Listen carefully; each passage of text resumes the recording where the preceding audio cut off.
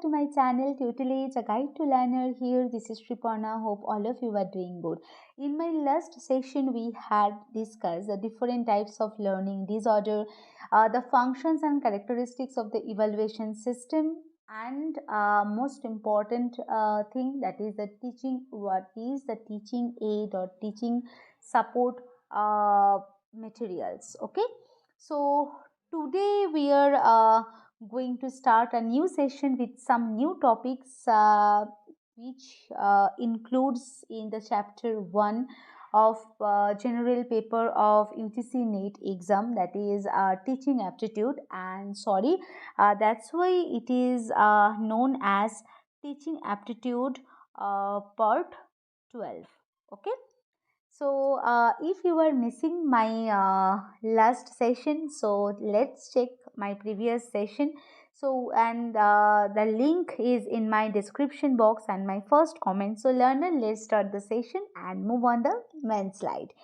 And yes, this is the last session for this chapter. Okay, so the first topic is evaluation in CBCS in higher secondary education, and second topic, that is types of evaluation, and last one, this is classroom management. So what is the important trick for classroom management?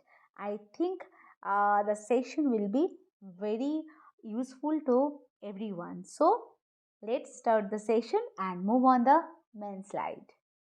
So learner, you all know that in my last session we have already discussed what do you mean by a evaluation system, characteristics and function of the evaluation system, but due to time crunch, we didn't share the types of evaluation. So that's why today we are going to start the new session with the previously selected topic of the previous session, so that is types of evaluation. Okay, so before going to the topic, we have to know, we have to discuss what is evaluation system. This is the basic discussion on the evaluation system, and the main thing, that is the elements of evaluation. So what are the important elements of the evaluation system? So at first we have to know what you mean by a evaluation. We have already told evaluation is basically a systematic process which involves the use of different types of activities for assessing the outcomes of teaching. It helps teachers to understand the basic needs, basic interests and the potentiality of the students.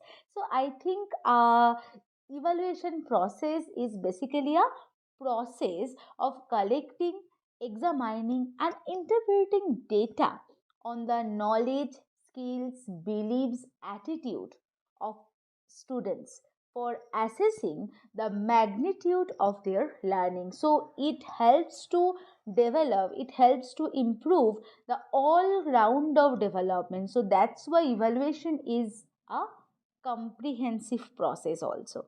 Okay, and it's the continuous thing. So that portion we have already discussed.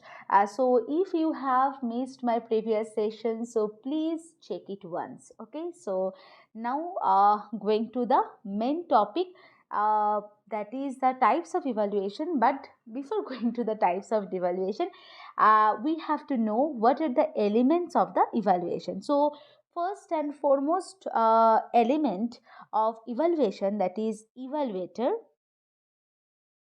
sorry,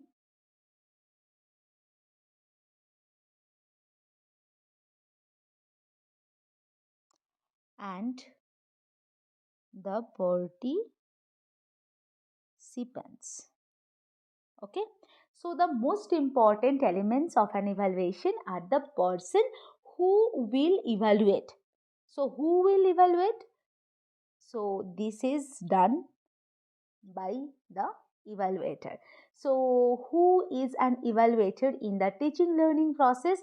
Obviously teacher is an evaluator in the teaching learning process, and the person or persons who will be evaluated, and which indicates the participants or the students. So students are the participants in the teaching learning process, and teacher is an evaluator in the teaching learning process. So evaluator and participants both are very important for the evaluation process. So now going to the next elements, and which is also a very important thing. After evaluator and participants, we are going to our second element of evaluation, that is purpose or objective.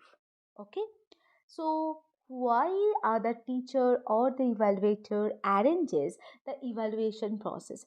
Basically, the purpose of the evaluation, the most important thing, that why the teacher arranges it. Okay, so evaluation can only be admitting students to a course or selecting candidates for a job or routine test to check the progress and understanding of the students, or term and examination for promoting students to a higher class.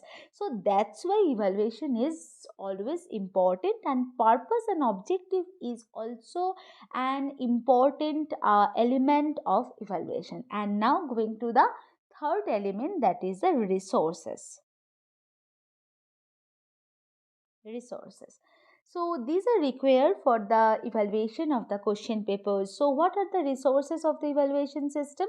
Question papers, answer sheets, or the online test. So if the skill level of the candidates is to be evaluated, then equipment, hardware, software will be required accordingly. I think this is clear. So basic resources, basic requirement of the evaluation system, that is question paper, answer sheet, and online test. And uh, if you are evaluating the skill level of the candidates or the students, so then you have to use hardware and software equipment for evaluating their skill level. Okay, so now going to the next element, that is the analysis. Okay, so obviously there is a need of analyzing the performance of the participants or students. In case of written or oral test, marks can be assigned. Candidates can also be given marks or ranked on the basis of their skills, behavior, attitude, personality, confidence level, etc., such as in interviews also. So analysis is also a very important element of evaluation. So evaluator, participants, purpose, resources, analysis, all are the very important elements of evaluation. And now go to the last elements of evaluation, that is the decision maker. So who will be the decision maker? So decision maker are persons who will be making the final choice, the final choice as per the result of the analysis of the candidate's performance. So who will choose the students according to the analysis of the candidates or the students performance. Okay, so I think this is clear. So what are the basic elements of evaluation? So evaluator, participants, purpose of the evaluation, resources, analysis is also a very important thing, and decision maker also. So now going to the main topic, that is types of evaluation. So there are four types of evaluation. The first one is the placement evaluation. Second one is the formative evaluation. Third one is the summative evaluation, and last one, that is the diagnostic evaluation. So we will discuss four types of evaluation. First one, placement evaluation. Second one, formative evaluation. Third one, summative evaluation, and last one is diagnostic evaluation. So let's start the explanation. Here we can see the placement evaluation. Okay, so the placement evaluation is also known as pre-evaluation or the initial level of evaluation. Okay, so such an evaluation is carried out at the beginning of the course or term. It helps in idea what is the function of the placement evaluation. Basically, it helps to check the entry level eligibility condition or prerequisite knowledge and understanding of the student. So, placement evaluation is carried out at the beginning of a course, and it helps in identifying if the person has prerequisite knowledge or not. Okay, so now going to the next thing, that is a technique of evaluated. So what technique the teacher is applying? Okay, so teacher applies the both type of technique in the placement evaluation. So first one is a quantitative technique and second one is a qualitative technique. So in the quantitative technique, like entrance test, interviews, and in the qualitative technique like observation, the cumulative record cards, etc., can be used for the evaluating the prerequisite knowledge and understanding of the students. And this evaluation intends to analyze the cognitive, psychomotor, and affective domain. So we all know that Bloom's taxonomy have three domain: cognitive domain, psychomotor domain, and the affective domain. And placement evaluation intends to analyze the three domains of the Bloom's taxonomy. I think this is clear. So now move on the most important evaluation type, that is the formative evaluation. Okay. So formative evaluation is carried out during the course or term. So time of evaluation is during course or term. So placement evaluate, what is the time for the placement evaluation? Basically, placement evaluation is carried out at the beginning of a course, and formative evaluation is carried out during the course of learning process. So that is the basic differences between the placement evaluation and the formative evaluation. Okay, so during teaching learning process, the teacher can evaluate the understanding of students. If any problems are found, then the teaching methods, teaching aids, or approach can be improved, and this can be in the form of class test, quiz, pre-board exams, monthly test, etc. Okay, and these are not graded. So what is the basic function of the formative evaluation? Basically, formative evaluation helps to identify problems in the teaching learning process, provide feedbacks and remedial measures during the course.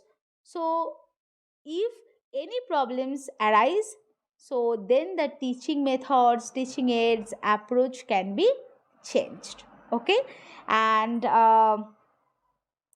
obviously, formative evaluation is not graded, and it will provide feedback to the teacher regarding effectiveness of the teaching method, teaching aids, and approach the teacher are using. There is no risk of loss of marks in formative evaluation, so students will be interested in experimenting with different types of ideas. It basically reinforces the learning among students. So that's why formative evaluation is called internal evaluation. Internal evaluation, and formative evaluation intends to analyze the only two domain of the Bloom's taxonomy, that is cognitive domain and the psychomotor domain. Okay, and the quantitative techniques basically is applied in the formative evaluation, like unit test, weekly test, pre-board exam, basically chapter test, class test, etc. I think what do you mean by a formative evaluation? Is it clear, learner? So if you have any problem, so please do comment in my comment section. So now going to the third types of sorry now going to the third types of evaluation, that is the summative evaluation. Okay. So, the summative evaluation is basically carried out on the completion of a course or time. So, it is the external evaluation. It is called as external evaluation. Basically, it is carried out at the end of the term or course or unit. Okay. So, at the end of the term, the teacher's task of providing information to students is complete, and there will be a final assessment of the students learning. Okay, so what is the basic function of the summative evaluation? So summative evaluation basically helps to grade and certify the students on the basis of the uh, their learning, to test the effectiveness of the teaching also. Okay, quantitative and qualitative all techniques are applied in the summative evaluations, like term paper, board exams, final exams, etc. And this is help to grade and certify the students. So that's why summative evaluation is graded evaluation system. Okay, so these are graded, and certificates and degrees are awarded depending on the performance of the students, and there is a risk of loss of marks in summative evaluation. So students will have lesser interest in experimenting with ideas, but in the formative evaluation there is a no risk of loss of marks. So that's why students will interest in experimenting with different types of ideas, but in the summative evaluation there is a risk of loss because these are graded. So that's why the students will have lesser interest in experimenting with ideas, and summative evaluation intends to analyze the three domain of the Bloom's taxonomy, that is cognitive domain, psychomotor domain, and the affective domain. But in the formative evaluation, intends to analyze only the cognitive and psychomotor domain. There is no affective domain. So that is the basic differences between the formative evaluation and the summative evaluation, because formative evaluation is carried out during the course, during the term, during the unit, and in the summative evaluation it is carried out at the end of the term. Summative evaluation is called as external evaluation, and formative evaluation is called as internal evaluation. And summative evaluation helps to grade and certify the students' performance and effectiveness of the teaching, but formative evaluation helps to identify problems in the teaching learning process, and uh, provide feedback and remedial measures during the course. I think this is clear what is the basic differences between the summative evaluation and the formative evaluation. And now going to the last one, that is the diagnostic evaluation. So time of the diagnostic evaluation is during course or term.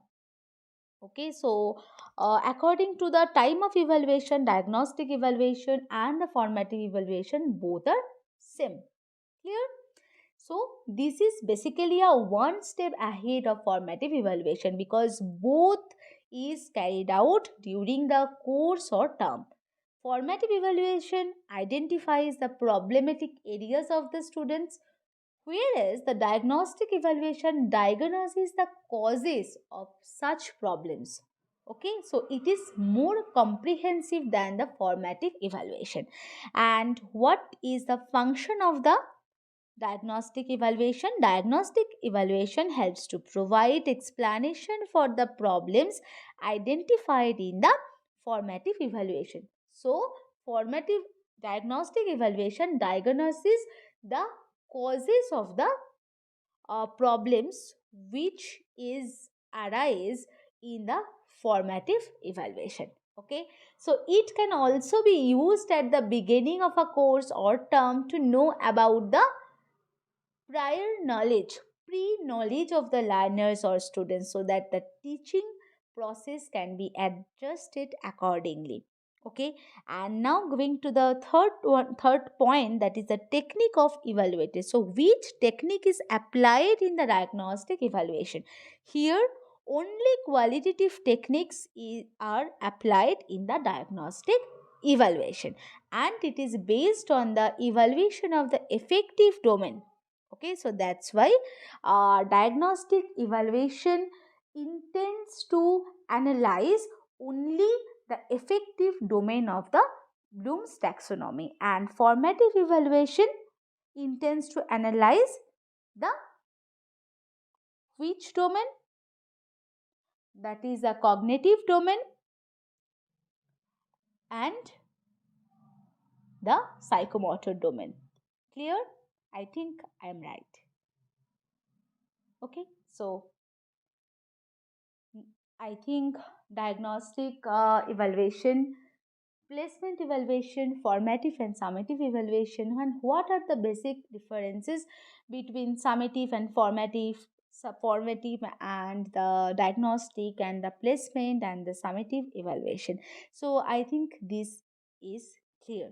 So now going to the main, one of the main thing, that is the norm referenced evaluation and the criterion referenced evaluation. Okay, so at first we have to discuss norm referenced evaluation.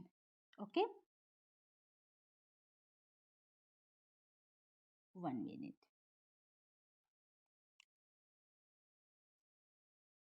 So norm referenced evaluation and the criterion referenced evaluation both are two different ways of evaluating a student's performance. Okay, in the norm referenced evaluation, the performance of one student compared with the others. So in norm referenced evaluation or NRT, this is a short form of norm referenced evaluation, the performance of one student compared with others. That is the main thing for norm referenced evaluation. I think this is clear. So now going to the CRT or the criterion referenced evaluation, but before going to the before going to the explanation on the CRT or criterion referenced evaluation, uh, we have to discuss the example of the norm referenced evaluation. So, for examples, if you consider the student A has scored highest marks in the test in class. Okay, so that's why it allows teachers to compare a student's result to someone else in the peer group, because student A has scored highest marks in the class in a test. Okay, so NRT, norm referenced evaluation, norm reference test, is a method of evaluation that produces results allowing an educator or teacher to see if a student or a group of students have performed better or worse than a controlled reference group. I think now norm referenced evaluation is clear. So now going to the criterion referenced evaluation. So in CRT we can see there are no comparison and results are stated on the basis of the certain criteria. Okay, so it uses test score to generate a statement about the behavior that can be expected of a person with that score. It measures only the specific performance, the content standards. So we know. So I think this is clear. And now going to the example. So students A, if you consider student A has scored 98% marks in the test in class. So that's why it indicates there is no comparison of the marks scored by A with the marks of other students of the class. Okay, so it you measures only the specific performance of the student A. I think this is clear. And this is the pictorial example of the norm reference test or NRT. So in NRT, we have already told that students' performance, one student performance compare with the others. So student A is compared with the other students of the same class. Okay, I think the NRT concept is clear. So now move on the next concept. So this is the pictorial example of the Criterion reference test or CRT. Okay, so we have already told that CRT compare a student's knowledge and skills against some predetermined standard cut score and other criterion. Okay, so in the Criterion reference test, the performance of other students doesn't affect the student's score. It focuses on the particular students. Okay, so it doesn't compare with others. It focuses on the students specific some knowledge, skills, etc. Okay, I think this is clear. Now move on the next slide. So here this is a slide for evaluation in CBCS in higher education. So at first we have to know what is CBCS. So CBCS is a student-centric educational model that offers a great opportunity for students to learn courses and subject of their choice or elective courses and skill-based courses. So in the choice-based system, students can opt for subjects from the available choices and students have to complete the required credits in order to obtain the course certificate. So most important thing in CBCS method, students can opt for subjects from their available choices. So it offers students different benefits and helps them to achieve their goal. And it is an interdisciplinary approach to choose subject and courses of their interest, and students can learn at their own pace to acquire knowledge and skills for better growth, and it helps to achieve the career goals of the students, and it follows a standard way of assessment and examination management. So that's why grading system credit point is important. So we all know that grading system is uniform across all educational institutes. It follows the semester pattern. So CBCS method basically follows the semester pattern and not the annual examination pattern. So we all know there are 2 semesters in every academic year.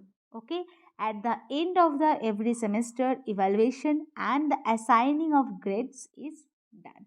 So now we have to discuss credit point and the grade point thing. So at first we have to discuss the credit point. So let's move on the next slide. So here we can see what do you mean by a credit point. So credit point is basically a basic measure of the study loads. So credit point or CP stands for the workload 1 unit of studies required. So 1 CP is equals to 1 CP or credit point is equals to 15 hours of course work. Clear? So how do we measure the credit point? So credit point is measured by the multiplication of the grade point and the number of credits of the subject. So that's why we have to discuss grade point. Okay, so before going to the explanation on the grade point, we have to know what do you mean by a grade. So what is grade? So grade is basically index of performance, and grade point is the numerical number which is assigned to each grade letter. So there are the grade letters O, A plus A, B plus B, etc. And this is the performance of the student. So letter grade O indicates the outstanding performance of the students and its grade point is 10. And F indicates the fail, that is the performance of the students, and its grade point is 0. So I think this is clear, what is grade point, and what is the performance of the student. Here we can see grade point is of two types. The first one is semester grade point average, and second one is a cumulative grade point average. The short form of the semester grade point average, that is SGPA, and the short form of the cumulative grade point average is CGPA. So move on the next slide. The SGPA, what is SGPA and CGPA, we'll discuss.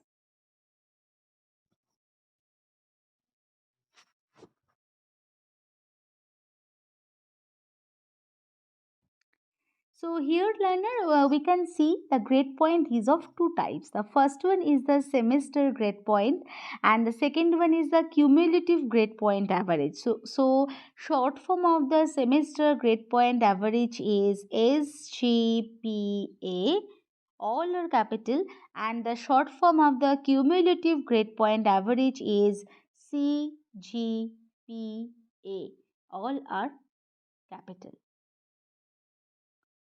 So all are capital. Okay, so now going to the next slide, where we will discuss what do you mean by a semester grade point average and cumulative grade point average. So let's move on the next slide. So here we can see the semester grade point average or SGPA. So semester grade point average or SGPA is calculated on the basis of the performance of the one semester. Okay, so we have already known in an academic year there are two semester. Okay, and which contains 50 marks, because we have in graduation in the first year we have two paper of we have two paper of papers of honors subject, so first paper and the second paper. Okay, for example, you consider student Ram. Okay, so we who has scored 34 out of 50 in the first paper and 40 out of 50 in the second paper. Okay, so in first semester Ram has scored 34 plus 40, that is 74. So 74 is the credit points which is secured in the subjects, in the honor subjects opted in a semester, in one semester. Okay, and the total credits of all the subjects opted in one semester, that is equals to 100 according to the graduation. Okay, so how do we calculate the SGPA or semester grade point average? So credit point, students credit point, which is divided by the total credit point. So students or Ram's credit point of for the first semester, that is a 74, and the total of credits, that is 100. So 74 divided by 100, so 7.4. So 7.4 is the SGPA for the student Ram in the first semester. I think what is SGPA and how do we measure the SGPA is clear to everyone. So now move on the next grade point, that is the cumulative grade point average or CGPA. So CGPA is calculated by the credit points secured in all semesters. We consider RAM has total credit points secured in all semesters, that is equals to 800, and the total of the credits of all semesters we consider according to the graduation or master degree, that is equals to 1000. So this is the basic calculation of the cumulative grade point average, and this is the ratio of the CGPA ratio. I think how do we measure the SGPA and CGPA, and what is the basic what is the basic idea about the CGPA and SGPA is clear to everyone. So now going to the next topic, next content. So now move on the next slide. So here we can see the last topic of this session, that is classroom management. Okay, so classroom management is a set of learnable skills and techniques that are used by the teachers to run the class efficiently without chaotic behavior from the students. So a chaotic classroom environment hampers the learning of the students. Okay, and it results in the higher stress levels in the teachers, and no matter how much a teacher knows about the subject and what is the knowledge level of the teacher, so he or she will not be able to deliver the content appropriately if the class is not disciplined. So basically a well managed classroom is always academically productive. Now, going to the second thing, it maximizes the active learning of the students. Now, going to the third point, it helps to eliminate well management. A well managed classroom always eliminates the behavior that hinder learning. Okay, and it facilitates social and emotional growth. And last one, that is, it encourages students' participation. Basically, well managed classroom maximizes the active learning, so that this is related to each other. So that's why a well managed classroom encourages a student participation in the teaching learning process. So effective classroom management facilities or improves student learning using different types of factors such as behavior, environment, expectations, materials, activities that a teacher used to engage student. Okay, so student disinterest, students behavioral problems or disorganized classes are a result of the poorly designed lessons or boring learning materials, unclear expectations, improper teaching aid, etc. So good teaching and good classroom are indistinguishable to some degree. So I think a well managed, what do you mean by a well managed classroom is clear to everyone. Basically, well managed classroom is academically productive. It maximizes active learning, it encourages students' participations, facilitating social and emotional growth, etc. Clear? So I will give some tips for the classroom management who will going to join in the educational sector as a teacher or lecturer or professor. Okay, so now going to the tips. So the first tips for the teacher, for the would-be teacher. So first one is, before beginning teaching, students should be informed about the course plan, about the syllabus. If they know how the knowledge or skills they acquire so from the course can impact their life and how we use it in real life situations, so then they will pay more attention to it. And second tips for would be teacher. So the teacher should try to always understand the behavior of the students, their strengths, their weaknesses, and then plan the classroom activity. Okay. Third one is the teacher should clearly specify the misbehavior such as indiscipline, such as coming late to the class, disrespecting others, etc. will not be tolerated on the very first day of the class. Okay, and if a student continues to disrupt the class, even after non-verbal signals like facial expression and all, then the teacher can change his seat and direct him to stop distracting the class. Okay, uh, this is the, I think this is the very common tips for well classroom management. Okay, so if a teacher feels students are not interested what is being taught in the classroom, so then he or she can try to change the activity of or the teaching method or divert them by sharing something of their interest.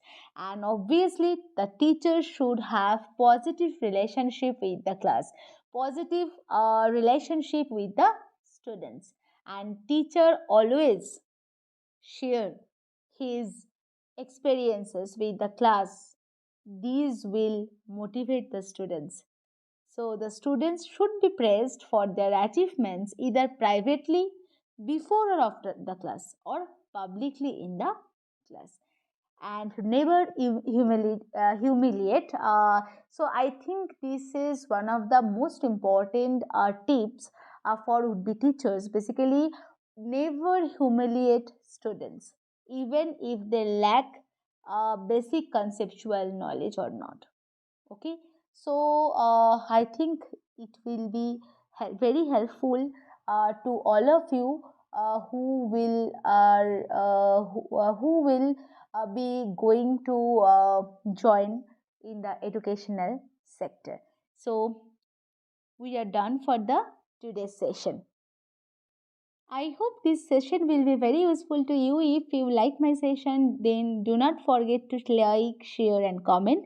Please do some support and subscribe my channel for getting more useful session, and please press the bell icon button also. Okay, so I will come again with a new session. Till then, stay tuned. Thank you. Happy learning.